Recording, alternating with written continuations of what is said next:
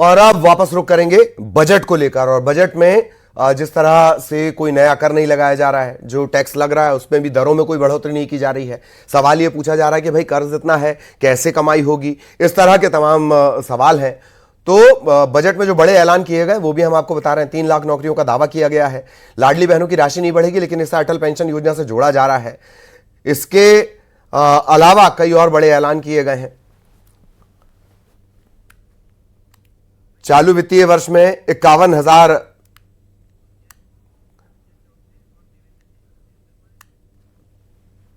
31 मार्च तक 2024 तक 3,75,000 से ज्यादा का और बेहद खास पैनल हमारे साथ जुड़ा हुआ है। एक बार चर्चा के सिलसिले को आगे बढ़ाते हैं। गुंजन चौक से बीजेपी की तरफ से हमारे साथ जुड़ी हैं, बहुत स्वागत।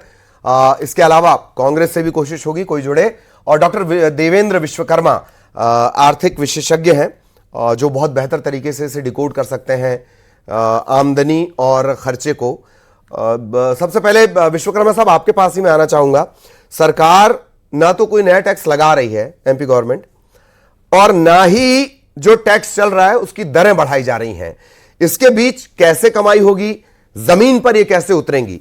राजकोषीय घाटे का जिक्र भी देवड़ा साहब कर रहे हैं जी।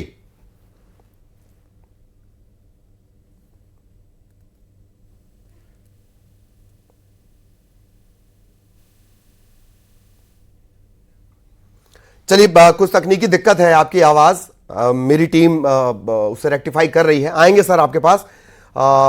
गुंजन जी से सवाल ये ले लिया जाए। गुंजन जी, कर्ज को लेकर विपक्ष लगातार हमलावर, आपका रिएक्शन? देखिए ललित जी, मैं विपक्ष की बातों का जवाब बिल्कुल दूंगी, पर क्योंकि मैं स्टार्ट कर रही हूं तो मैं पॉजिटिव नोट पे स्टार्ट करना चाहती हूं अपना वक्तव्य को। देखिए, जो इस साल का बजट है उसका जो मूल भावना है इस भावना के साथ शुरुआत हुई है कि उसको अर्पण, जनता जनार्दन ने जितना प्यार, समर्थन और आशीर्वाद भारतीय जनता पार्टी को, सरकार को दिया है, वो सरकार उसको उसी रूप में वापस देना चाहती है। हम सिर्फ 4 जातियों के कल्याण की बात करते हैं तो ये बजट का नाम भी हमने ज्ञान रखा है। गरीब के कल्याण की बात करते हैं, हम युवाओं के सशक्तिकरण की बात करते हैं, हम हमारे किसान जो अन्नदाता भाई बहन है हम उनके उत्थान की बात करते हैं, और हम नारी सशक्तिकरण की बात करते हैं। अब इन चारों जातियों के उदाहरण भी मैं बताती हूँ कि चाहे गरीब कल्याण की बात करें तो हमने अनगिनत योजनाएं लेकर आई सरकार। आयुष्मान कार्ड योजना की बात कर लें या आवास योजना की बात कर लें, जहां पे करोड़ों लाखों लोगों को इसका लाभ मिला, गरीबों को इसका लाभ मिला। अब मैं महिला सशक्तिकरण की बात करूं तो लाडली लक्ष्मी योजना से लेकर लाडली बहना योजना तक, जन्म से लेकर महिला की मृत्यु तक अनगिनत योजनाएं ऐसे चल रही हैं कि अब हमारे प्रदेश की महिलाएं सशक्त है, समृद्ध है, स्वावलंबी है और सुरक्षित है। देखिए, अब युवाओं की अगर हम बात कर लें, युवाओं के लिए एक नवाचार लेकर आई डॉक्टर मोहन यादव जी की सरकार। कि हमने जिस तरीके से देखा आपने कि इंडस्ट्रियल रीजनल कॉन्क्लेव का जो कॉन्सेप्ट लेके आई, हमने हर छोटे क्षेत्रों में निवेश लाने की कोशिश की, जिसका आप देख रहे हैं कि जीआईएस में आज 30 लाख करोड़ के निवेश की संभावना जो बनी है, जिससे हम एम्प्लॉयमेंट जनरेशन के प्रति आगे बढ़े। मैं इस पर आऊंगा, फिर से इस पर आएंगे। आनंद जाट साहब भी हमारे साथ जुड़ गए, उनका भी बहुत स्वागत है, उनका भी एक रिएक्शन ले लिया जाएगा। आनंद जाट साहब, कर्ज को लेकर हम इस वक्त चर्चा कर रहे हैं। कर्ज को लेकर लगातार विपक्ष भी हमलावर है। हालांकि सरकार का कहना है कि वैल्यू है तो कर्ज मिल रहा है। जी आनंद जी। कर्ज के लिए कर्ज के द्वारा सरकार, मध्य प्रदेश की बीजेपी सरकार का आज ये बजट है। और इस बजट में जो महत्वपूर्ण प्रावधान किए जाने चाहिए, केवल जो है सरकार आंकड़ों की बाजीगरी करके दिखाना चाहती है कि सब ठीक है, जबकि मध्य प्रदेश में सरकार कर्ज चुकाने के लिए भी अब कर्ज ले रही है। और यह मैं ऐसा इसलिए कह रहा हूं कि सीएजी ने रिपोर्ट जारी करके कहा है कि मध्य प्रदेश सरकार को बजट बनाना नहीं आता है, और ये जो बजट एलोकेशन करते हैं उसमें पूरी राशि साल भर में जो अनुमान लगाते हैं उसके हिसाब से खर्च नहीं होते हैं, और जो राशि बच जाती है उस राशि का इस बजट में एक प्रावधान है कि पूर्व वर्षों की अनुपयोगी राशि जो 17,114 करोड़ रुपए की है उसको उधार पर लेंगे। इसका मतलब आपकी हालत खराब है और बजट बनाना नहीं आता है। 61% जो बजट था उसका कुल जो है इस्तेमाल किया, शेष बजट का इस्तेमाल नहीं किया। यह दिखाता है कि अनप्लान्ड तरीके से, पूरी बात होने दीजिए। और इसमें दूसरा महत्वपूर्ण पक्ष यह है कि जब उमा भारती जी के नेतृत्व में सरकार बनी थी तो जो पूंजीगत व्यय है, जो कैपिटल व्यय है, उस व्यय को वो 15,000 करोड़ से आज 85,000 करोड़ हुआ है। इसका मतलब आपने अनप्लान्ड खर्च जो है वो लगातार बढ़ाया है, जबकि राजकोषीय प्रबंधन का पूरा उल्लंघन करते हुए आपने अनप्लान्ड व्यय को बढ़ाया, मतलब फालतू खर्चे किए जा रहे हैं। ठीक, मैं आऊंगा आपके पास। डॉक्टर देवेंद्र, सवाल वही जैसे लेकर मैं शुरुआत में आया था कि नया टैक्स आप लगा नहीं रहे हैं, रेट बढ़ा नहीं रहे हैं, जो लग रहा है कैसे इसे मैनेज किया जाएगा, क्या आपको इस बजट को देखकर लगता है? Doctor Devendra please. अगर हम रियल एस्टेट की बात करते हैं तो स्टाम्प ड्यूटी ऑलरेडी बढ़ी हुई है। जीएसटी के कारण रियल एस्टेट को भी थोड़ा धक्का लगा है और रियल एस्टेट में बहुत एम्प्लॉयमेंट है। रियल एस्टेट इंडस्ट्रीज को भी ग्रोथ प्रोवाइड करती है। देखिए, एक चीज तो आप मध्य प्रदेश की मानिए कि मध्य प्रदेश का इंफ्रास्ट्रक्चर का डेवलपमेंट बहुत अच्छा हुआ है।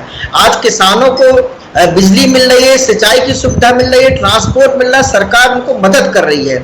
इसलिए सरकार का जो मेन फोकस था वो एग्रीकल्चर था, किसान था, गरीब कल्याण की योजनाएं थी, युवा था, महिला था। सरकार ने अपनी बेसिक जो उनकी योजनाओं से उस पर अच्छा बल दिया है।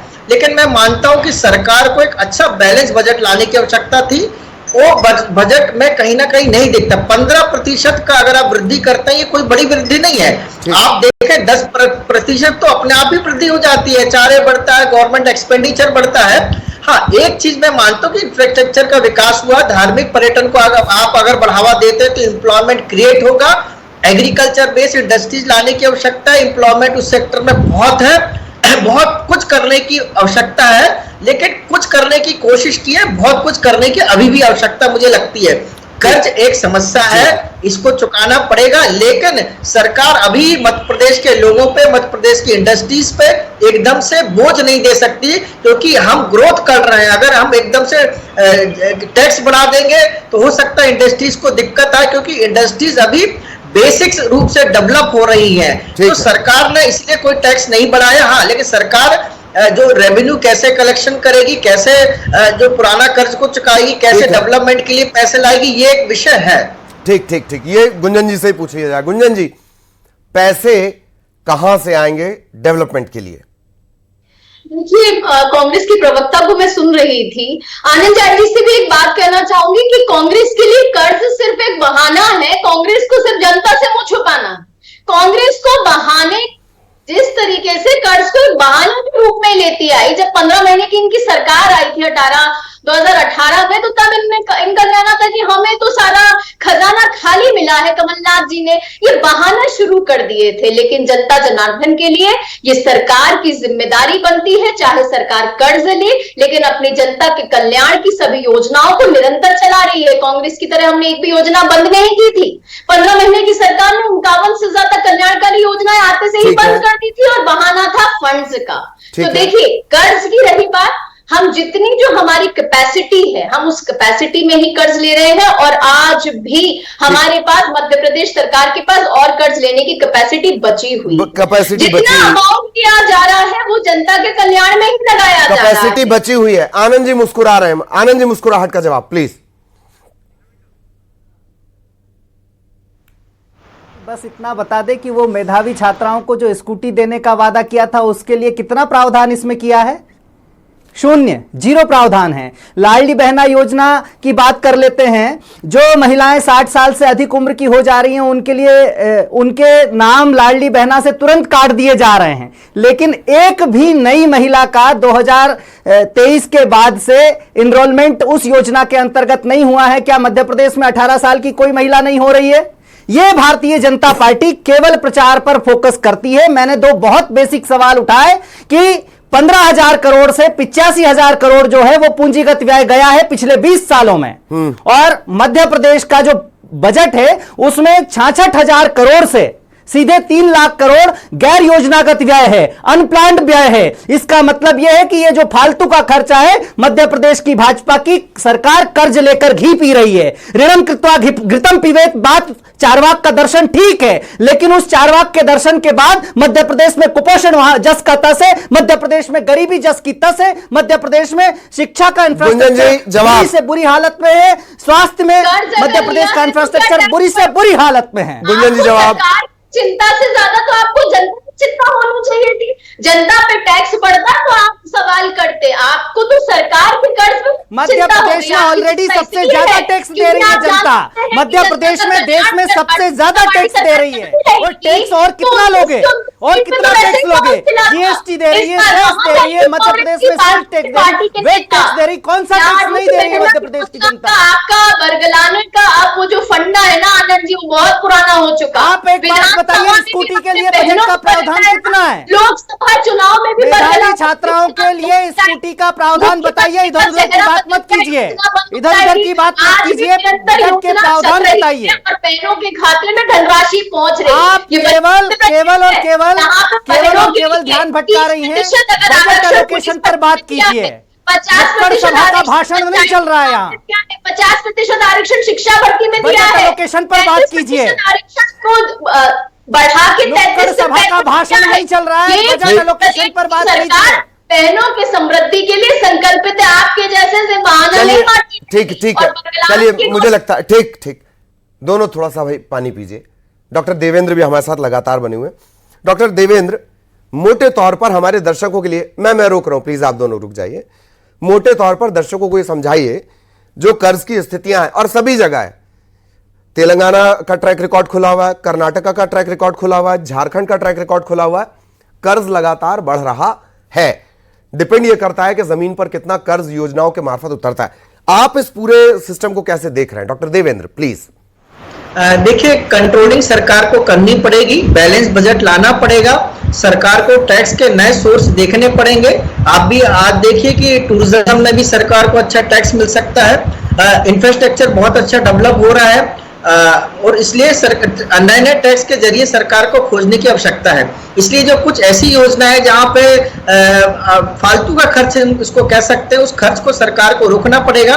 चूंकि समस्या अब पॉलिटिक्स में भी इतना कंपटीशन है, फ्री की योजना और ये सब है, इस पे सरकार को अंकुश लगाने की आवश्यकता है। जो भी सरकार प्लान करे वो एम्प्लॉयमेंट बेस प्लान करे, लोगों को एम्प्लॉयमेंट मिलना चाहिए, लोगों को रोजगार मिलना चाहिए। अगर रोजगार मिलेगा तो उससे सरकार को टैक्स भी मिलेगा, मार्केट में पैसा आए, है ना। लेकिन वो ऐसा पैसा ना है कि सरकार लोगों को बोले ये लो आप पैसा लीजिए, मार्केट जाइए। लोग अपना पैसा स्वयं अर्न करें। एम्प्लॉयमेंट कैसा है, इस ओर सरकार को ध्यान देना पड़ेगा। देखिए, एक चीज मैं मानूंगा और मुख्यमंत्री जी को बधाई दूंगा, जो वो निवेश के लिए प्रयास कर रहे हैं। उन्होंने मध्य प्रदेश में प्रयास किया, भारत में प्रयास किया, और विदेश की धरती पर जाकर मध्य प्रदेश में निवेश लाने के लिए प्रयास किया। इसका परिणाम हमको आने वाले 10-15 सालों में देखेगा। ये बहुत अच्छा है। आज हम देखें मध्य प्रदेश ग्रोथ कर रहा है, आगे बढ़ रहा है, हमारी बहुत अच्छी कंडीशन। हमारी ऐसी कंडीशन नहीं है कि हम भुखमरी के दौर में, हम बेरोजगारी के दौर में, हमारा इंफ्रास्ट्रक्चर मजबूत हो रहा है। आज बिजली की समस्या नहीं है, आज पानी की समस्या नहीं है। आज महिलाओं में देखिए एजुकेशन, क्वालिटी ऑफ एजुकेशन बढ़ रहा है, वो एम्प्लॉयमेंट उनको मिल रहा है। तो हमारी बहुत अच्छी पोजीशन है। रही बात कर्ज की, तो सरकार उसके लिए नए नए टैक्स के रिसोर्सेज उनको ढूंढना पड़ेगा। जो हमारा जो खर्च नहीं होना चाहिए जिस सेक्टर में, उस खर्च को कम करना पड़ेगा। कृषि को लोन देने की अपेक्षा उनको मुफ्त में, कम ब्याज में देने की आवश्यकता, जो उनको उत्पादन होता है उस उत्पादन को सही मूल्य कैसे मिले, उनके उत्पादन का निर्यात कैसे हो, इस ओर हमको ध्यान देने की आवश्यकता होगी। अभी मैं आपको बताऊं, पिछले महीने टमाटर 5 रुपए का 2 किलो 3 किलो मिला हुआ है। ऐसी स्थिति में किसानों को सरकार को मदद करना चाहिए, उस टमाटर का निर्यात सरकार को करना चाहिए, जिससे उसका सही मूल्य सरकार को मिल सके। टैक्स के अनेक सोर्सेज है। आप पर्यटन, मध्य प्रदेश में भारत के पर्यटक कैसे आए, विदेश के पर्यटक कैसे आए, हम क्या योग का विश्वविद्यालय बना सकते हैं, हम भारत को योग दे सकते हैं। टूरिज्म सेक्टर पर तो काफी फोकस बढ़ा है। ये बात आपने सही कही कि टूरिज्म मतलब हींग लगे ना फिटकरी, रंग चोखा होए, रखी रखाई कमाई है टूरिज्म सेक्टर, अगर उस पर फोकस किया जाए। आनंद जी, एक निवेश के जो प्रस्ताव अभी जीआईएस में आए हैं, एक बात। दूसरी बात, जब हम कर्ज का जिक्र करें तो कम से कम ऐसी स्थिति तो नहीं। मैं 6 महीने पुरानी रिपोर्ट कोट कर रहा हूं कर्नाटक की। 1977 से कई कर्ज के मामले पेंडिंग है। 21 संस्थाएं ऐसी जिन पर 15,000 करोड़ से ज्यादा का कर्ज है। वहां मैं कर्नाटक की स्थिति बता रहा हूं। तेलंगाना की स्थिति भी बहुत बेहतर नहीं है कर्ज के मामले में। जी आनंद जी। बहुत अच्छा प्रश्न आपका है। आप केवल मध्य प्रदेश में 22 साल से भाजपा की सरकार है उस पर बात करें तो ज़्यादा बेहतर होगा, क्योंकि आपका तेलंगाना और कर्नाटक में 5-5 साल आती जाती सरकारें हैं, उस पर अभी बात करने का कोई औचित्य नहीं है। चूंकि मैं नाबालिग था तब भाजपा की सरकार मध्य प्रदेश में आई थी और आज मैं आपके सामने बाल सफेद होकर बैठा हूं। मुझे लगता है कि मध्य प्रदेश में भाजपा के कुप्रबंधन पर बात करेंगे। इस तरह बात नहीं करूंगा ललित जी। मैं नहीं सुन लीजिए, बात नहीं कर पाऊंगा। देखिए उन्होंने कितना बड़ा खुलासा कर दिया। उन्होंने आयु का खुलासा कर दिया। नेताओं से आयु कोई पूछता नहीं, कितना बड़ा खुलासा उन्होंने कर दिया। सुन लेते हैं प्लीज एक एंगल निवेश का। आनंद जी प्लीज उस पर भी मैं चाहूंगा।